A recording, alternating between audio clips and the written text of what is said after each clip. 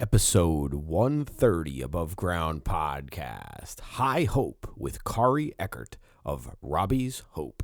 Disclaimer. The hosts of this podcast, Timothy Patrick and Will Foley, are by no means medical professionals. However, having lived experience with mental illness themselves, they have gained useful perspectives on common mental health issues that some of us struggle to overcome on a daily basis. By sharing their stories, they hope to create connection. By creating connection, they hope to help you find your purpose. And through purpose, we can all begin to build the foundation for positive mental health. This is Above Ground Podcast. Are you ready to lace up your boots, throw up your horns, and jump into the pit? Then let's stomp the stigmas of mental illness. It's time for Above Ground Podcast. Now, Will Foley and Timothy Patrick. Hey, what is up, everyone? Welcome to Above Ground Podcast. Above Ground Podcast, because you can't serve below. That's right. What's up, Timmy? How we doing this Sunday morning, brother? We're back to interviews again, man. We got a good one this morning. So back to interviews. I think I can speak for both Will and myself that we are grateful to be able to be curators of these stories and share them in hopes that someone else can hear them and possibly learn something, or maybe they'll do something that we talk about to reach out and help somebody else. And that's of course what we hope for. And we don't bring up some of these stories to create any kind of hurt or commercialize anything. We're doing it strictly from the heart, from a good place, and we truly just want to get the word out, bring awareness, and help others in the process if we can. So without further ado, we are joined today with Kari from Robbie's Hope. And she's going to tell us a little about what Robbie's Hope is and how she began to begin this foundation, I guess, if you call it. So welcome, Kari. Thank you. Good morning. Briefly, maybe tell us about Robbie's Hope and the year that it started, how you started. So just over 3 years ago, October 11th, 2018, my beautiful son, Robbie, who was 15 years old, 8 months and 22 days, died by suicide. My husband and I were actually at parent-teacher conferences when Robbie took his life. Robbie was not on anyone's radar screen for being at risk for suicide. He was quite the opposite. He was a student leader. He was a student athlete. He had an amazing smile, and he appeared very, very happy. And immediately after his death, my husband and I, of course, wanted to know why Robbie chose to die by suicide. And we quickly learned that in our state of Colorado and in the country, and really in the world, that suicide rates are rising at tremendous rates. And we decided that we needed to do something about that. And we did that in a little bit different manner than a lot of organizations. We went to teens directly because our son was 15 years old, and we didn't want other parents to have the journey that we have and that we will have for the rest of our lives. So we went to teens directly and we said, what's going on? What's different? What are adults missing? What are parents missing? What did we miss as Robbie's parents? And that is the basis of Robbie's Hope. And the word hope, hold on, pain ends. We try to let teens know that it's okay to not be okay, and that their voice matters and that their life matters. We've done a lot. It's difficult work, but it's very, very fulfilling work. Just like you said, if one person can hear this message and have a different conversation, a different belief in themselves, it's all worth it. Wow. Thank you so much, very much, for doing the work that you're doing. Thank you for turning such a personal tragedy into such an amazing thing for others. Was this started as an act of healing for you, or did you have a different thought of this when this first came about? Because something obviously led you to this work. I would not say it was an act of healing. It was a response truly out of anger. Why are our children dying by suicide? In our states, in Colorado, between 2015 and 2018, rates had increased 54%, and no one was talking about it. I was an angry mom at the very beginning, and I said, I have to do something about this. I was a funeral director prior to raising my children. I was blessed to be a stay-at-home mom for 12 years, from the time Robbie was 3 until he was 15. So I had an idea of what suicide was. And just from when I went to school, I went to mortuary school back in the day, and I have a degree in psychology. I wanted to be a bereavement counselor. I knew that grief was tough. I think right away, I was so angry. Why aren't people talking about this? What do you mean that teen suicide is the leading cause of death in our state? I was a very engaged, informed parent. We need to talk about this. Has it been healing? Absolutely.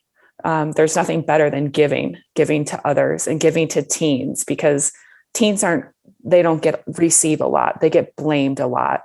They are the misfits. They are the ones that are doing everything wrong. And now that I sit at the table with teens on a daily basis, I will tell you they are amazing individuals, and they're going to change things for the future. But we have to give them a choice. We have to give them a voice. And most people are not doing that. Most people are just blaming them for screwing up everything that they touch. So a little bit of anger, maybe a lot of anger. Anger is definitely a stage of grief. I don't choose to live my life that way. We are very grateful for the time that we had with Robbie here on this earth, and we live our life filled with a lot of joy. And but we believe there's hope. We believe that we receive so much by giving to these young people and to parents, to adults. There's a lot of adults out there that want to receive this information. They want to have conversations with young people, but they just don't know how. It's so taboo. It's so scary. And I will tell you that it's very fulfilling when you do have a conversation with a young person. If you can just remove that little bit of barrier, that little bit of veil, you can go pretty deep, pretty fast. And the connections you end up with are just so much better. Do you think that your background in psychology and having that knowledge helps with those conversations? It does. I certainly think it does. But my husband works side by side with me.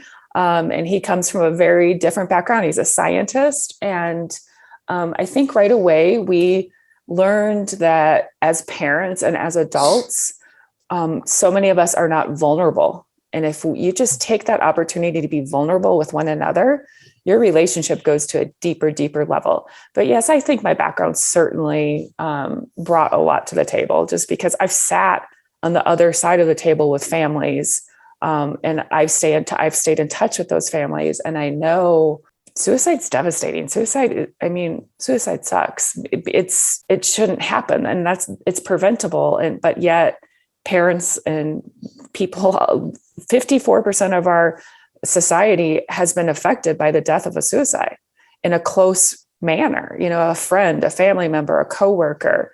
Yet we go around just feeling so alone, and like we can't talk about it and be open. If we don't talk about it and be open, it grows and it manifests inside of you and it turns ugly. It's okay to be open. It's okay to talk. Now, I just want to give a shout out. I don't know your husband's name, but Jason. Jason. Well, thank you for Jason too, for obviously starting this up. And I just didn't want to leave anybody out. And you said big shout out to Jason. He's a great guy.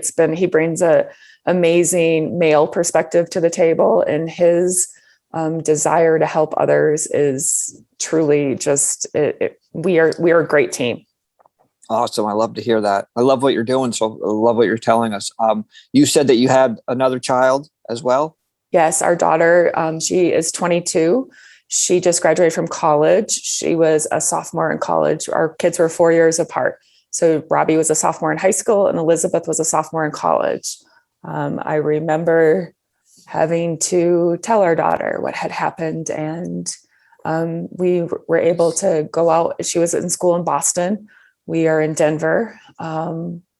There's nothing like trying to watch your child grieve the loss of their sibling and continue on with their life. And she's 2,000 miles away. School is where she needed to be. It's a tough road for all of us. I'm so sorry for the loss of Robbie. It's amazing to hear you talk about anger the way you do, because I think a lot of people get caught up in the sadness part of it. And people often forget that there's a lot of anger that follows a suicide for the family that's left behind. I thank you for being so elegant in the way you describe it.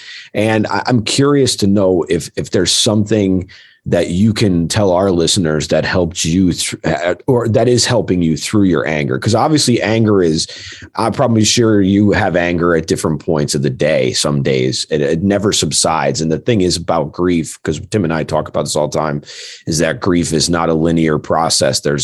You can have every part of it one day, none of it one day. It's a different thing. So I was just hoping maybe you could share something with our listeners about how you start working through your anger, and how do you start that?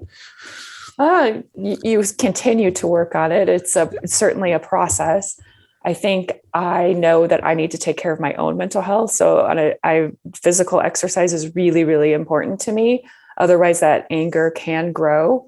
But I feel like for a long time, I thought other people should know what I'm carrying, like people should treat me gently.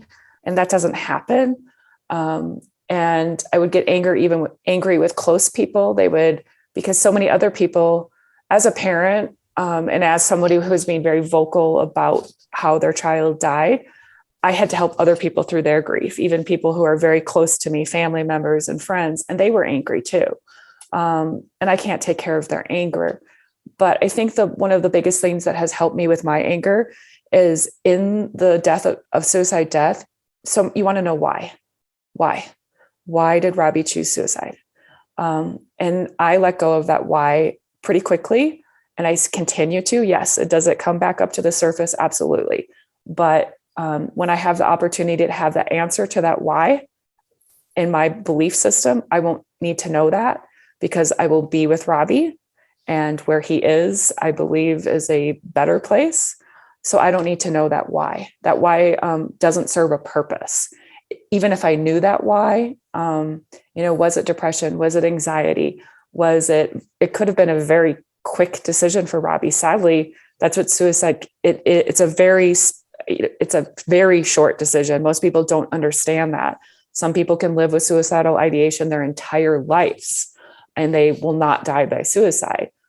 People who attempt suicide and are not successful. Is that just the silliest word? Why would we use the word not successful for suicide? But the language just doesn't always connect and make sense. Like 98% of people who attempt suicide go on to live complete lives. So I just feel like letting go of that why helps me not be angry. Robbie would not want me to be angry.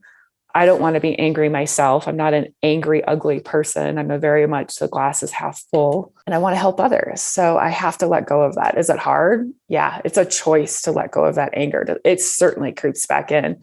And now I'm at year 3, and I know that it may creep in forever, sadly. I love your point of view, because we don't generally get the point of view all the time about the anger. What is one of the things that you've learned about teenagers that you did not know before this loss that you've experienced, that you just, as a parent, didn't understand or didn't see? That's a great question. I've learned a lot about that. We have a whole handbook about it that our teens and Robbie's Hope have written. That's available. Oh, that's awesome. We'll make sure we share it. Yeah, we'll share it. But I think what I've learned is just how much kids are carrying on their shoulders.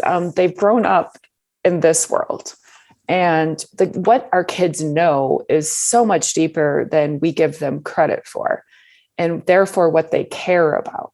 But yet they aren't allowed to talk about that, because their relationships are strictly here.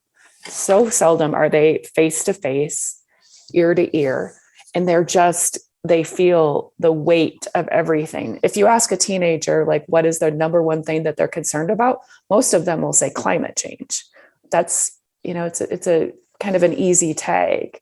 If you get deep with a kid, it's not climate change. Their self-worth is pretty low, and yet they are so capable. But teenagers, when we were teenagers, we were blamed for kids are supposed to make mistakes. They're supposed to push the limits. They're supposed to try things. Teens have always been looked poorly upon. And then they grow up somehow magically. I just think that letting their voice be heard, being real with them and not placing the blame with them. Kids are amazing. They're super resilient. And most of them are just really, really positive. They just have grown up in a different time than most of us cannot relate with. And we shouldn't try to. Most parents, most adults will say, well, when I was a teenager, I did this, or, that's not that big of a deal. Suck it up. Pull up your bootstraps. No, it's okay. You know what? This is really bugging me. And I don't know how, and this is really, really heavy right now. But teens don't hear. You'll get through it. You can get through it. It's going to be hard work. It's not going to be easy, but you can get through it. I could talk about teens all day long. They bring so much to the table, and we need to keep bringing them to the table and let them be heard. I always say 2 ears, 1 mouth. Use them in that proportion when you're hanging out with a teenager. Let them be heard. They want to talk about themselves. Listen. That's a very, very poignant point. And you mostly work with teens. Like, you have ambassadors that are all teens, correct? Or are they all different ages? Middle school through early college. Yeah. Like over 2,500 of them across the country. And our ambassadors That's are awesome. kids. Yeah, it's really great. That's super cool. Our whole organization is about empowering these young people to bring their voice to the table in a productive way. Kids like, oh, we're going to march into that superintendent's principal's office after a death, and we're going to raise hell. You're not going to get anything done if that's your approach. We will help you get done what you want to get done. We are on the same agenda. You have to use your voice appropriately. There's lots of closed doors. Let's find the open windows. There's a ton of stigma attached to teen youth mental health, to depression and anxiety. We as parents and adults, we continuously place the blame on our educators. Our education system is overwhelmed. They don't have the money to handle this issue to the magnitude that it needs to be held.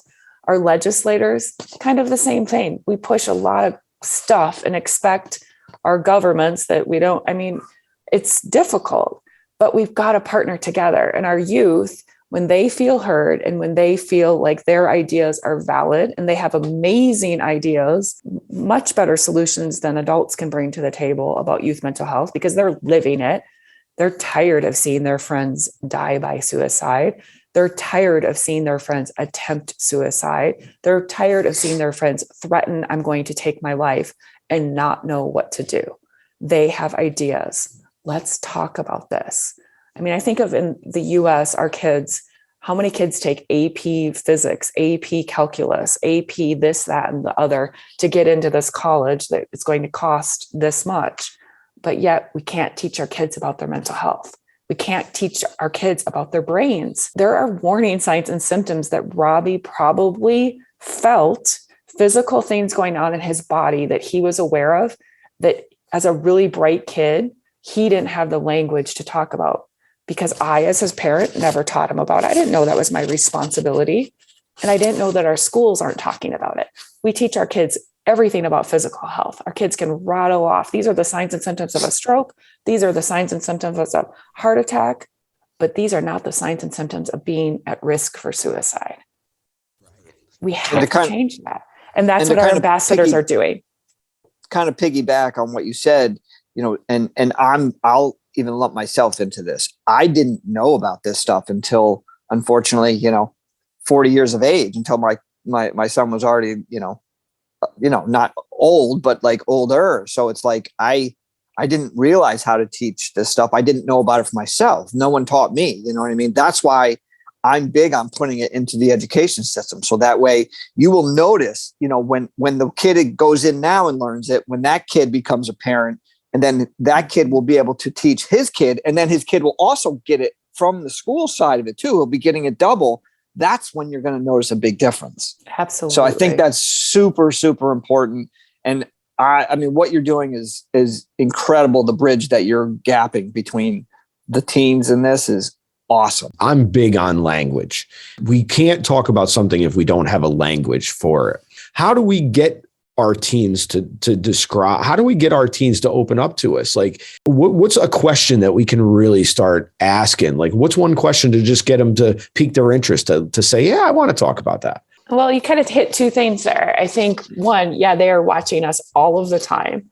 And what you can model for the young people in your life is probably the best example, because our actions do speak much louder than our words. Right. But I think the best conversations with young people, it's not even with young people, with people, is you want to ask inquisitive questions.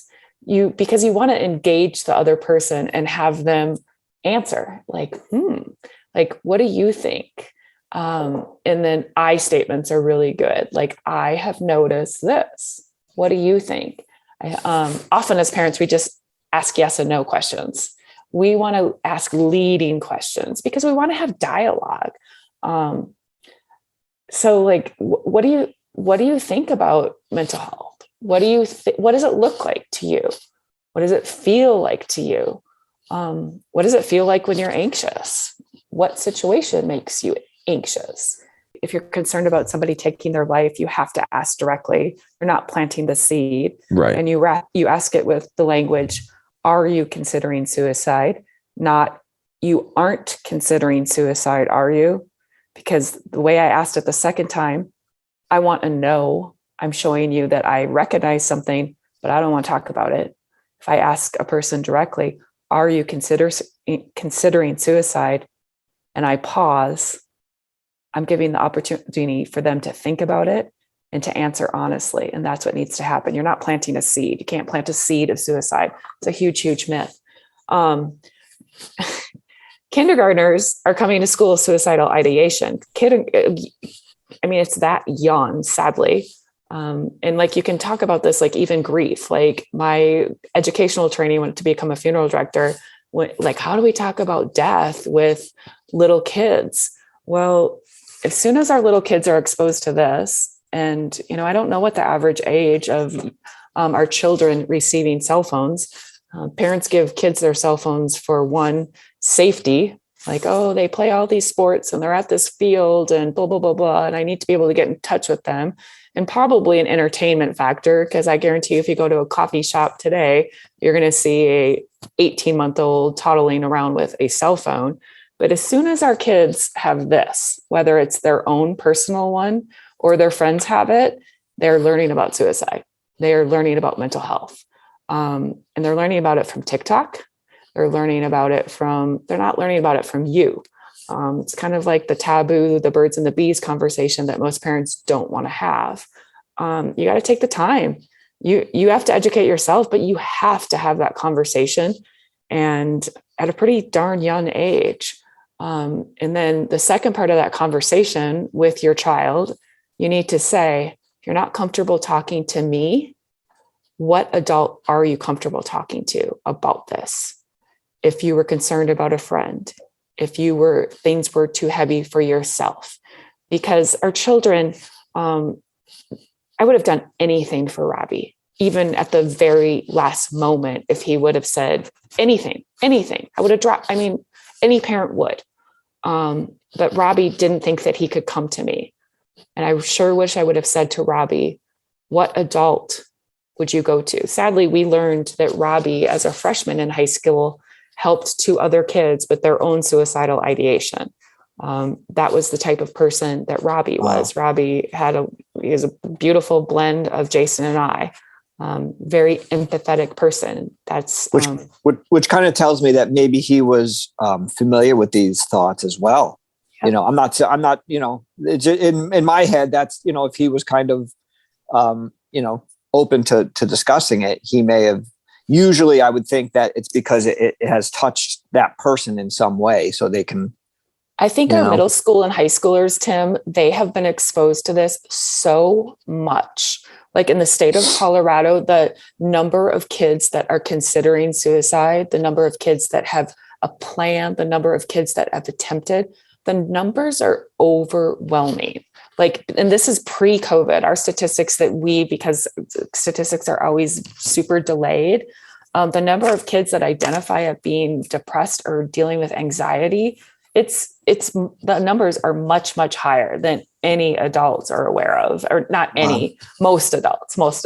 Informed ones are aware, and then they're just scared. Like, I can't talk about that with my kid. No, you have to talk about it with your child. And I think you had actually touched on this a little bit in the beginning of the conversation, and I was going to say something and I kind of forgot, but I think now that it comes back around, I think something that we need to discuss more that I don't hear often is with suicide ideation is there's passive and then there's active. There's a lot of passive, and I'm not saying either is good, but there is a lot of passive, and you have to know the difference. If it's active, then, as you said, there's a plan in place. There's like extreme like thoughts of, this may happen, so they are different. And I feel like we should, differentiate between the two and talk about both sides as well.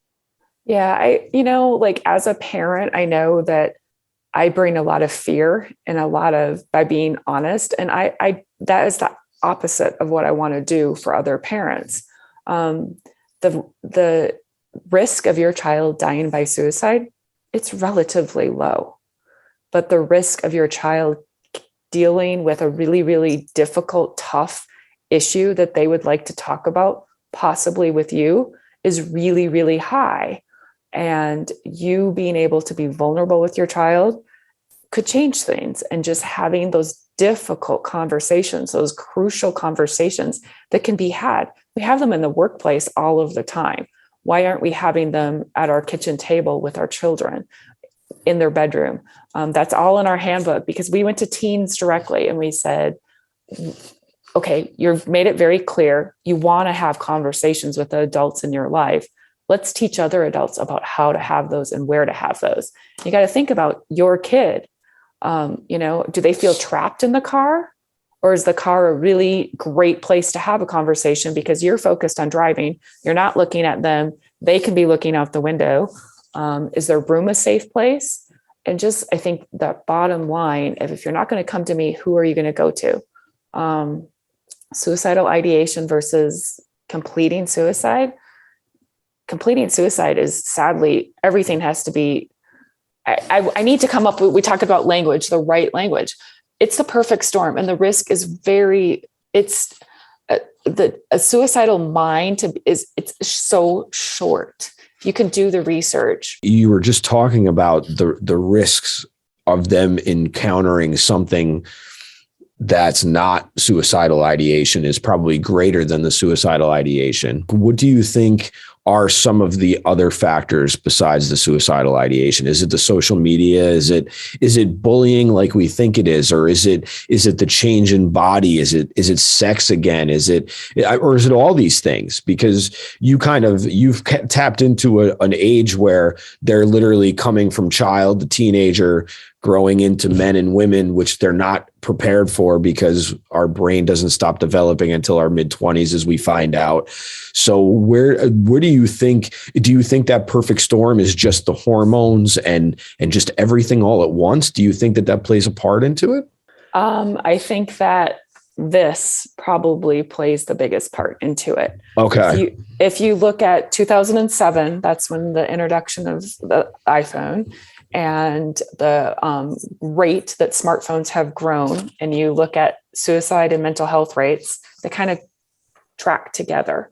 Now there's studies that talk about the serotonin and dopamine and what this being on this and getting all of the notifications does to the chemistry of our brain. But this isn't going away. This is growing. So how do we do this together?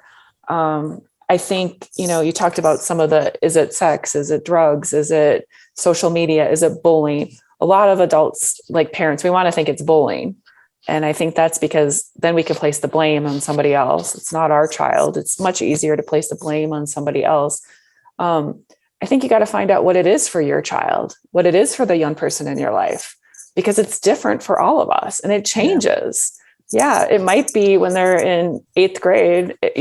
Vaping used to be the huge thing a couple years ago. We don't really know what was in those vape. I mean, there's so many unknowns. There's so many factors.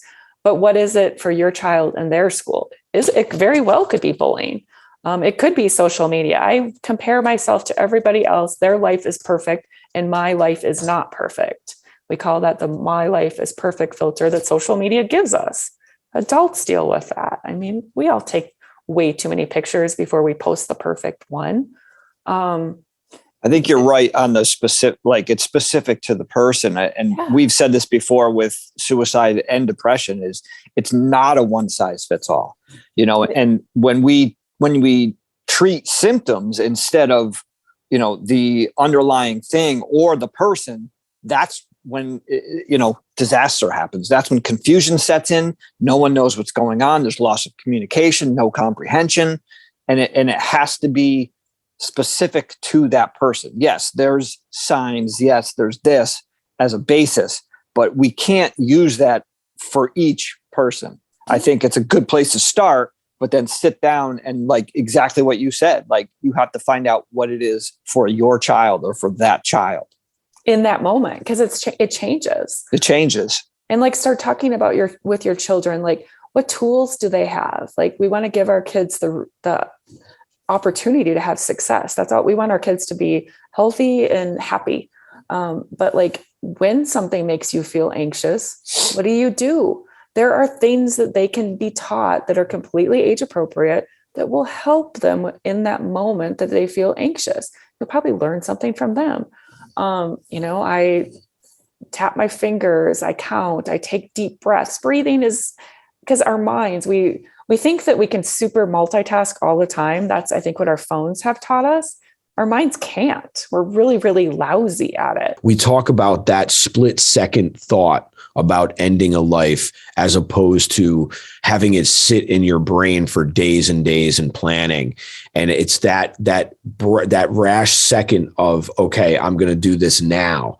Can you speak a little bit about that? And how, and if somebody is like, how do you break that? And how do you, is there something you can say about, have you learned anything from teenagers about that thought about that split second? Because that split second could change the life and change whether you die or not. That's tough. It's really tough because obviously Robbie had that split second. Let's not get to that split second. Let's get to it well before. And I think, if people have asked me were there signs or symptoms, the few days before Robbie's death, I can see with complete clarity.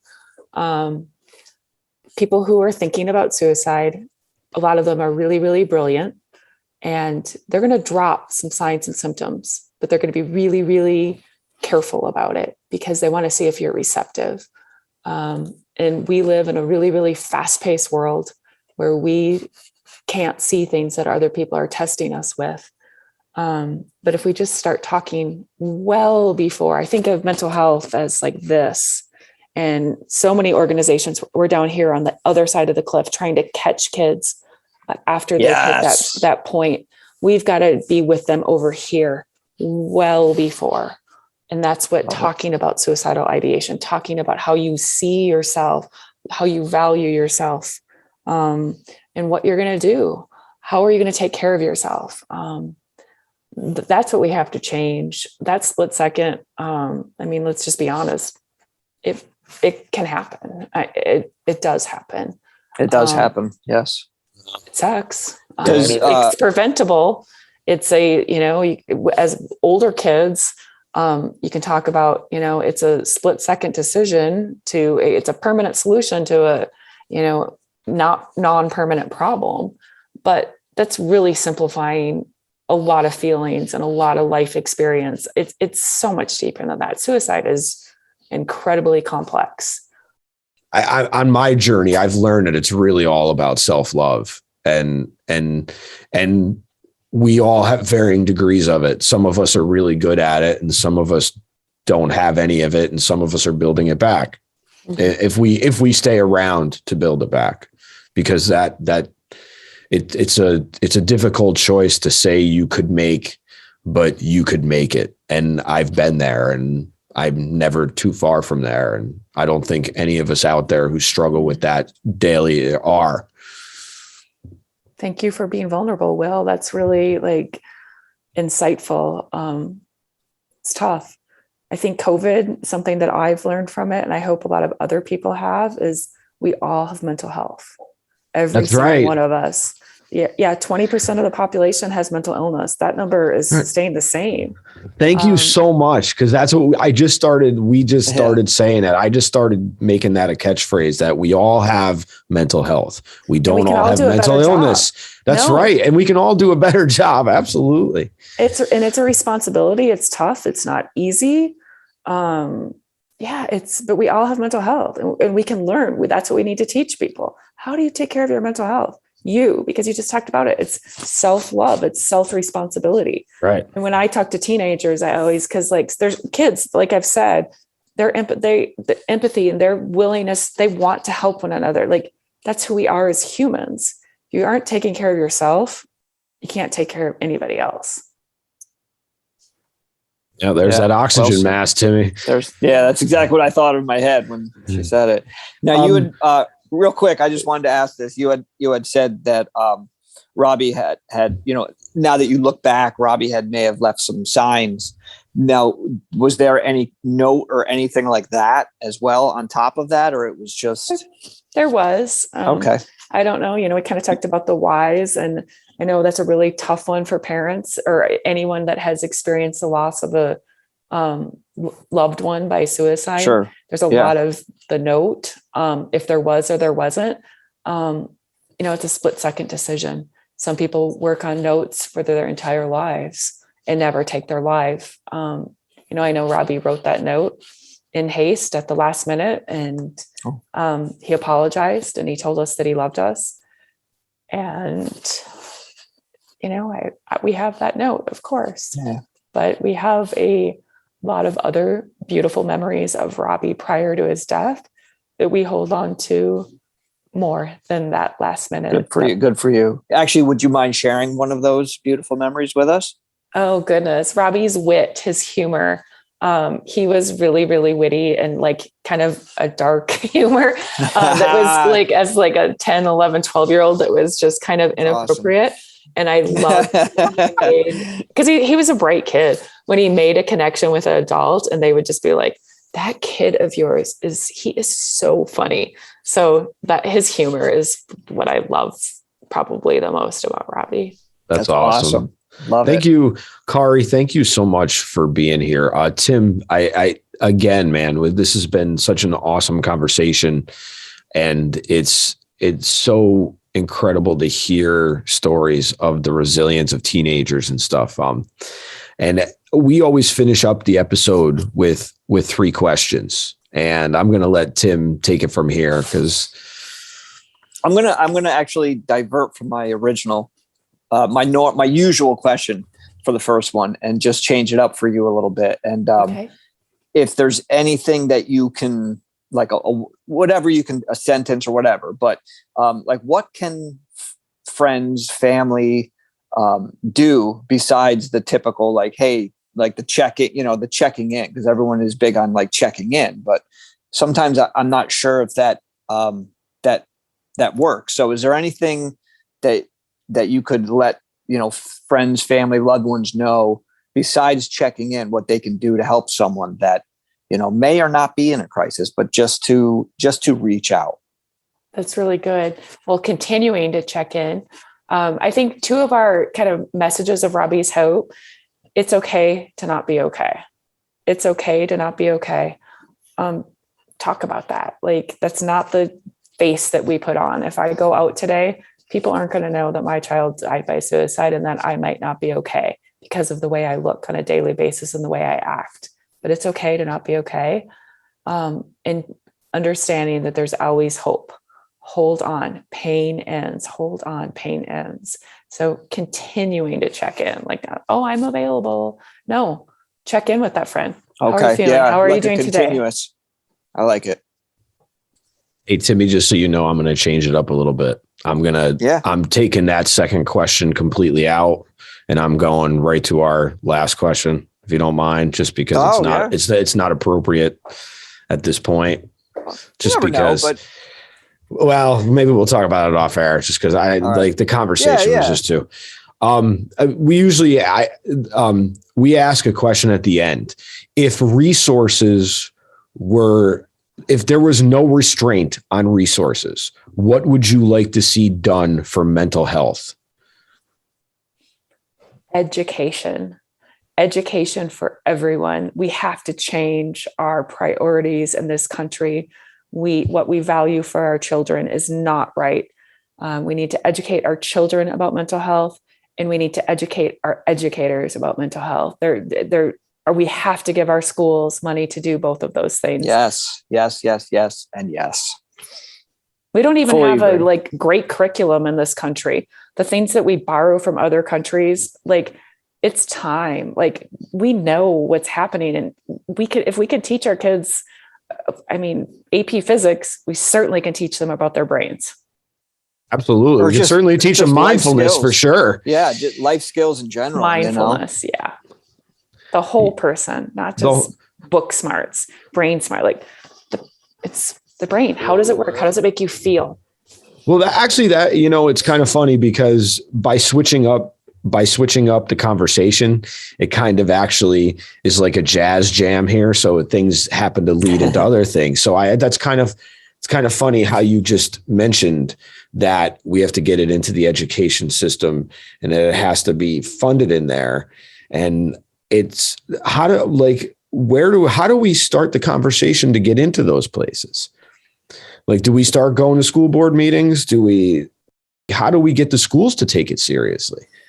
Some of that's just crappy liability issues. Our schools are so, it's hard to be an educator, hard to educate. But I think absolutely. Really taking it down to we have to hit it from the top state level. We have to hit it from the district level. And then a lot of our schools are very much school to school. And by I say, I tell our teens, there's a lot of closed doors because our administrators, they don't have the money to do this. But if we go to our principals, we go to our, middle school teachers, and it's teachers. Hey, and finding somebody that you think is aligned with, how can we partner together to make others know that this is a priority for us? Being vulnerable with other parents. There's a lot of ways, but making it a priority and just starting the conversation. It's really important that my kid tests as high in math as possible and their reading skills are perfect. But what are we teaching our kids about mental health?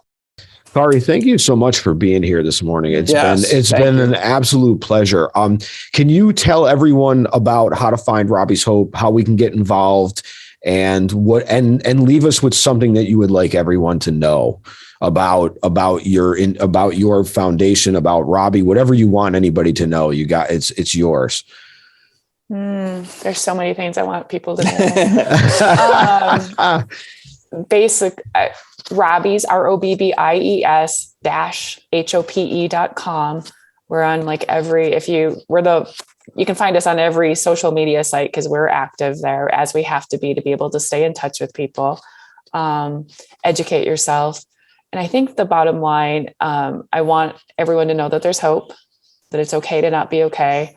And don't be fearful of this. If fear is debilitating and fear will not get you anywhere, be proactive about this, and you will probably lead you and the youth in your life to a richer, fuller place. We all have mental health, and we can all do a better job taking care of our mental health. And we do that by being vulnerable and having conversations. Thank you so much. Hold on, pain ends. That's something that you got to keep in mind, as that's what hope stands for Robbie's Hope. Thank you, Kari, so much. It's been an absolute pleasure. Thank you for your honesty and your openness, and love what you're doing. Love what you said. Until next time, man, be well. Be safe. Be above.